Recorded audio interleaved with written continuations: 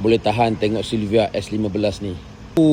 Dia punya clean dia tu memang nice. Silvia ni kalau korang nak tahu, peminatnya ramai tetapi pemiliknya tak ramai. Kerana apa? Sebab Silvia ni taklah macam R34 yang didendangkan. Lagi ramai peminat dia.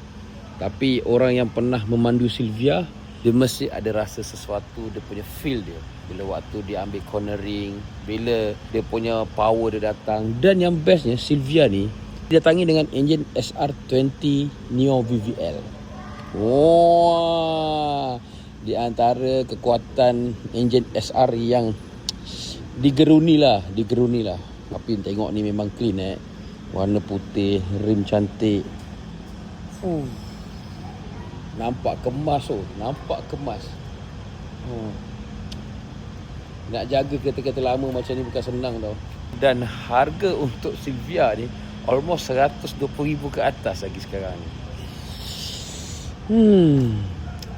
Ada ke peminat Silvia kat dalam ni? Ataupun pemilik Silvia kat dalam ni? Kongsi sikit pengalaman korang pakai Silvia ni. Best ke tak best? Ke korang jadi playboy pakai kereta ni?